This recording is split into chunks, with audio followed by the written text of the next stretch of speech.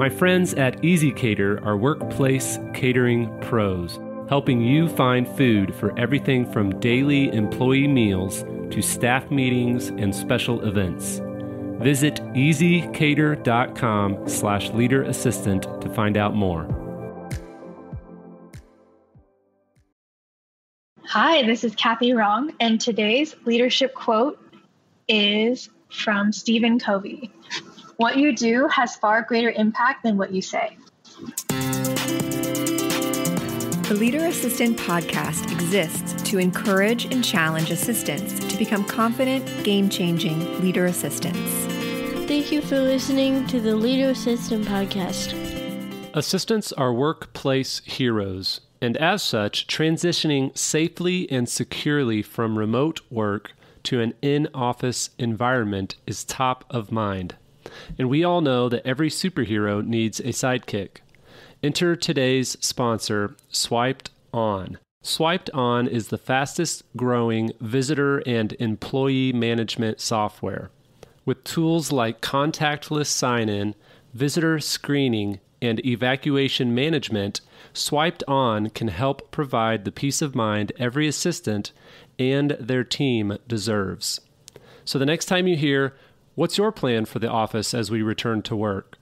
or "How will the hybrid workplace look for us?" you can respond confidently knowing Swiped On has you covered. To learn more or sign up for a free 14-day trial, visit swipedon.com/leaderassistant. That's swipedon.com/leaderassistant. And when you're ready to move forward, be sure to use my exclusive discount code for 20% off their annual plan.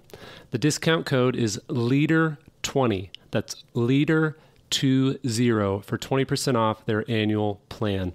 So reopen your business safely today with Swiped On. Hey everyone, thanks for tuning in to the Leader Assistant podcast. It's your host, Jeremy Burrows, and today I'm excited to be speaking with Cathy Rong. Cathy is Lead Executive Assistant in the Office of the CEO at Complex Network. Cathy, how's it going? It's going great, Jeremy. Thank you for having me. Yeah, what part of the world are you in? I have been in Manhattan and never left during the pandemic, so it's been interesting seeing the city during these phases for sure. Wow. So is your company based in Manhattan and primarily in Manhattan, or are they spread out? We have our home office in Manhattan as well as some in Atlanta and LA, but the main office is near Times Square. Okay. And what industry are you all in? So we're in the, I would say, entertainment media business. Our company is co-owned by Verizon and Hearst, and we have a lot of entertainment brands under our main brand. Okay. What would be maybe an entertainment brand that we would have heard of potentially? Yeah, I think the most prominent of Complex Networks brands would be First We Feast, our food vertical. We are responsible for a good portion of the food shows on YouTube, primarily hot ones, where the celebrities eat chicken wings with hot sauce and do an interview format while eating them. Ah, very nice. Sounds fun. Have you been on that? Have you gotten to partake in any of the hot foods? I have not personally been on set, but I have tried the hot sauces and they are really hot. Like, no joke. Awesome. Well, tell us a little bit about your career and how you ended up as an assistant. Yeah, it's really interesting. I don't think it's kind of the traditional story that some EAs talk about, but when I was in high school, I always wanted to pursue concert photography. So in my spare time, I would shoot family photos and senior portraits kind of as my high school job. And when I came to New York for college, I started a wedding photography business with my co-founder. And through that process, I found that I had a natural inclination towards admin-based stuff, the client management, the contracts, the following up and scheduling. And I thought I would look into that as a potential career option. So I started my first EA role at VaynerMedia in the advertising world, specifically on their experiential marketing side. And I learned a lot there. And that was supporting two executives. And I decided I want to lean more heavily into entertainment, specifically at an entertainment company that was on the younger side. And that's where I am now at Complex Networks. I started out as the executive assistant to the head of operations and was promoted really quickly to my current role, senior executive assistant for Office of the CEO. Nice. So do you work with a team of assistants?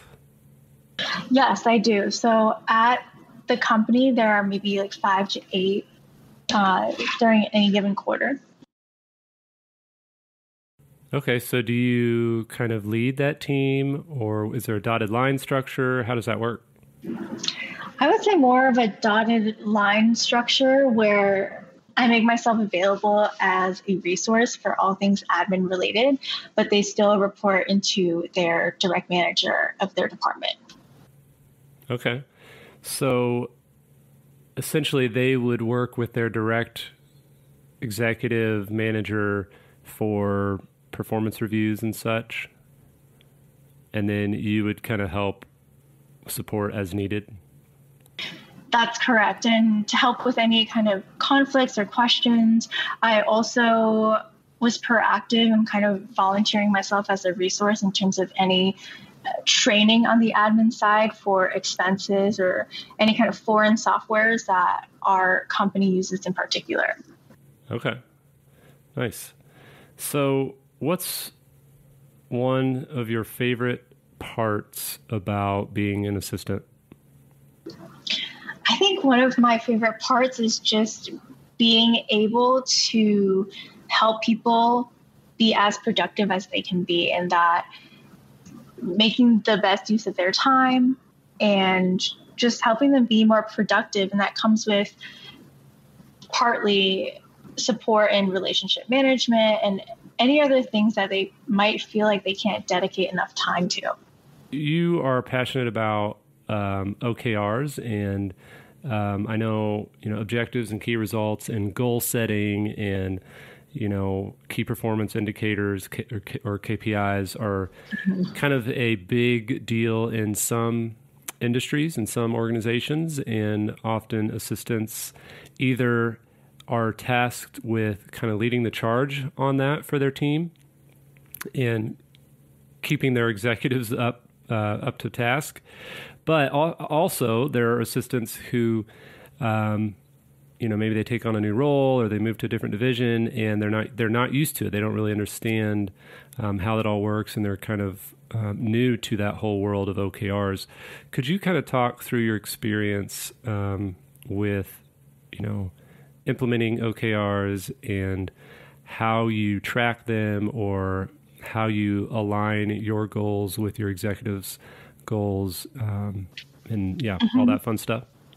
Yeah, I'd love to. So when I came on as executive assistant to, most of C-suite, I had to take some time to, get settled, make sure everything was going in the right direction. And then I could advocate for myself to take on more special projects or any other responsibilities that my executives would be comfortable giving to me. And I'm fortunate enough to have bosses who really believe in me and see my potential. So I was kind of named point person to roll out the implementation of OKRs company-wide, which was a huge responsibility. And I'm so glad I had that opportunity because I really learned a lot. In particular, the OKR system we were using before was a kind of like Google spreadsheet format. And that was not sustainable in the long term, especially when people were moving on to new roles or there were new hires coming in and there was no kind of onboarding structure for, if you're a manager, you should be also updating this spreadsheet and where's the link and all that. So how I began looking into this whole process was really to source a software that we could use to manage and track the OKRs, first of all, because there's the organization and updating of OKRs, and then there's the actual formulation and checking in and updating of upkeep of OKRs after the software rolls out. So I looked into a bunch of different softwares, and I did a lot of reading and research because this opportunity fell into my lap, but I really went 110% on it. I've ordered a bunch of OKR books from Amazon and listened to a bunch of podcasts as well, and started gathering this background information. Once I sourced this software, I partnered with the chief technology officer and the IT project manager to kind of think about what the company needs in terms of technology tools on the back end and checking in with people there.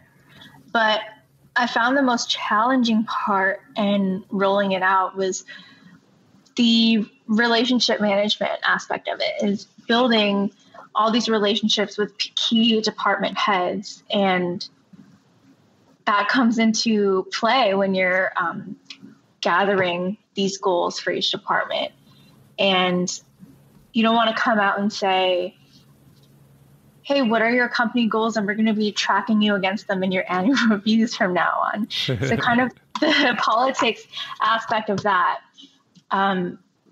But it was a learning process because I had never done something like this before. And I think the plethora of resources that I found or were available to me helped the most. So Google Spreadsheets is what they were using. Yes. What are some of the tools you researched to kind of take that over? I've researched kind of some rough template kind of management tools such as Trello or Asana that weren't OKR specific, and then realized the size of the company and the organization of the departments. We really needed a software tool that was specifically tailored to OKR management. And so that's when I reached out to OKR specific softwares and got quotes, negotiated with some of the key players, and presented like the final 3 options to department heads. Do you remember what those 3 options were? I don't recall the top 3, but I know the one we went with. It's called Ally.io. Ally.io, and I can't recommend them enough because not only do they provide guidance in the implementation of software rollout, they also did a really good job of providing training for training tailored to the company employees, depending on the level. Okay, nice. So it's ALLY.io? Yes. Okay, awesome. Great. Well, I know this is a common topic with assistants on trying to figure this out for themselves and figure out the tools for their team. So appreciate the insight there, and I'll definitely recommend checking out ALLY.io if you're looking for something for your team. Mm-hmm. All right. And that's not a paid ad, by the way. That's not. And the OKR book I would recommend in particular is called Measure What Matters by John Doerr. Yes. I'll put that link in the show notes for sure. All right. So what's maybe a tip on, the team members or the executives that are resistant to the OKR process? How did you communicate that, listen, this is for the greater good? Kind of a gentler way of saying, the company is moving towards measuring performance reviews against this metric. So it would actually do you a favor to make sure the KPIs are on point when that time does come. And I think people are usually pretty responsive to that. Okay. So then as an assistant, and even for your other assistants in your team, mm-hmm. How do you come up with your KPIs and OKRs specifically for your role? Specifically for our role, that has been one of the recent challenges, I would say, because this is only the second quarter we've been using this OKR system, and our structure is from the top of the company trickling down. So we actually have not figured that part out yet, and I will keep you updated if we do figure that OKR component out, because it's tricky. Most of the time, I think the metric you can measure an assistant's success is by the increase in productivity of their executive. But really, how can you measure that? Right. Yeah. Yeah. I mean, I like to say your goals are my goals. And, whenever my executive has aspirations and goals and metrics to measure, if he meets those and exceeds those, then I've done my job. And if he doesn't, then I haven't. Mm-hmm. Yeah, absolutely. Awesome. So tell us a little bit about your team, and do you do any of the onboarding and training of the assistants as they join your company? Yeah, so that's one of the responsibilities I kind of put on myself, is to take over the onboarding portion of the admin side. So a lot of the times I feel that the onboarding process of new hires is general, which is what it's meant to be. But I think that admins in particular need extra support, not only in terms of software trainings or what have you, but also the relationship aspect. Knowing who is the key point people in various departments would probably help an assistant do their job a lot easier than if it was just going off a company org chart or figuring that out for their own. So that's one of the things I try to incorporate in when I help get a new admin hire set up, the trainings, but also this is the person you should talk to in finance if you need this, or this is the other person who is going to be key for all of your expense questions. I think that makes everything a lot easier. Yeah, I mean, it's kind of a cheat sheet, if you will, so that they can kind of get going a lot quicker. So that's good. What makes an assistant a leader in your mind? In my mind, an assistant who is a leader is proactive, I think, above all else, because as assistants, I think we have a unique perspective in our position in terms of what's going on in the company and all of the correspondence or conversations that we're privy to. So we're really in a position to be proactive more than maybe other people at the company. And I think that's what differentiates an assistant from a leader assistant. Yeah. So what's something that you do to be proactive with your executive? I think when we see, or I see problems or potentially just gaping holes, and just being proactive and providing a solution.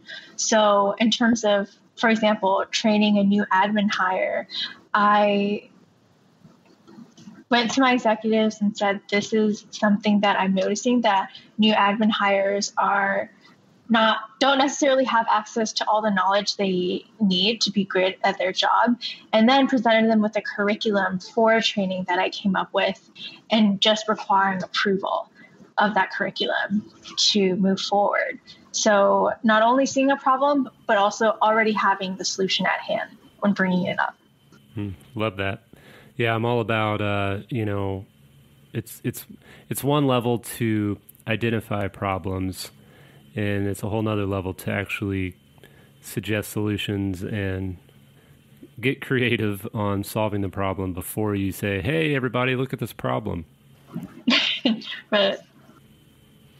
So if you're going to go back to your first week as an assistant in your career and talk to yourself, what would you say to yourself to encourage your younger self for their first week on the job?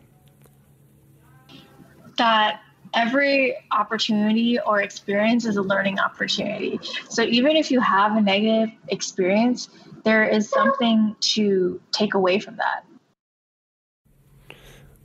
That's awesome. So what's a learning experience that you've had, maybe a challenge in your career, and what did you learn from it? I think two particular scenarios. One is just coming into a new corporate environment, especially as maybe like an entry-level assistant, is really figuring out how to handle difficult personalities, not even necessarily in your executive, but maybe the people that your executive work with or people you personally have to work closely with.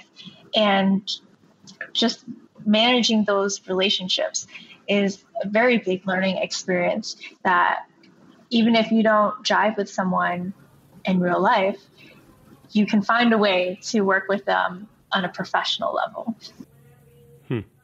What's something that you've done to help you through that and work and be professional with someone? I think people would traditionally say, learning more about communication skills. But for me, it has really been working on my emotional intelligence and seeking out resources that kind of educate me on that, because emotional intelligence is not traditionally a skill that you learn necessarily in like high school curriculum or college. I think it's really something that you practice, that you're naturally born with, or something you work on. What's maybe one of your favorite resources when it comes to emotional intelligence? I've read several emotional intelligence, I would say, self-help books. But beyond that, there are actually some resources I take advantage of on LinkedIn Learning. They have some resources particular to emotional intelligence in the corporate workplace that I found very valuable. Nice. Do you have any links or anything that we could post in the show notes for people to look up some resources? Yeah, I think there was a particular course path as well. I can send it to you later to include in the notes for the listeners. Okay. Yeah, that'd be great. Awesome. Yeah, I love, I'm passionate about emotional intelligence. I think that's part of how we as assistants can future-proof our careers, is to really cultivate our emotional intelligence. So would love to share that resource as well. All right, Cathy. Well, is there anything else that you wanted to encourage assistants listening with before we go? I think I want to particularly emphasize the importance of advocating for yourself. No matter what point of your career you're at, I think advocating for yourself comes with also confidence and knowing your self-worth. And I'm not sure how to advise to ultimately reach that point, but I think it's an important thing to continue to instill to EAs.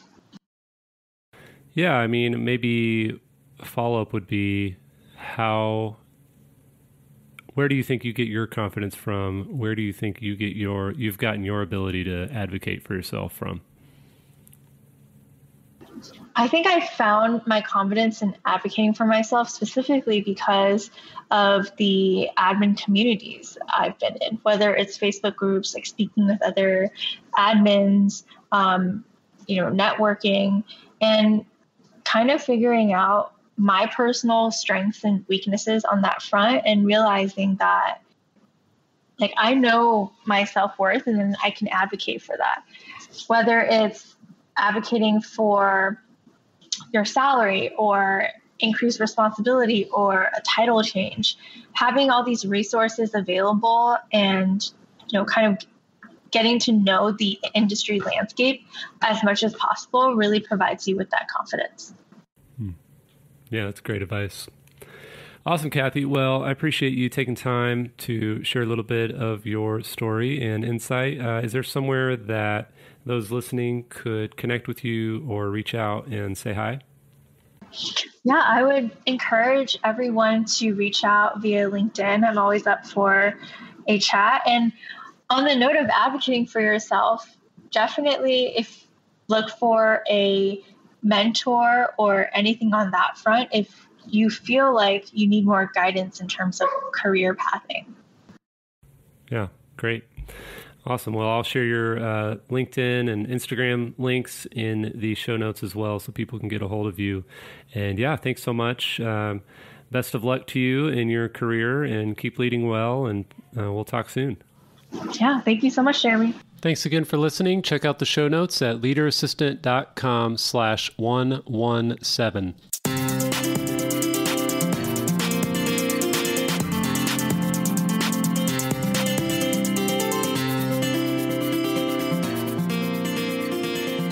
Please review on Apple Podcasts. GoBulls.com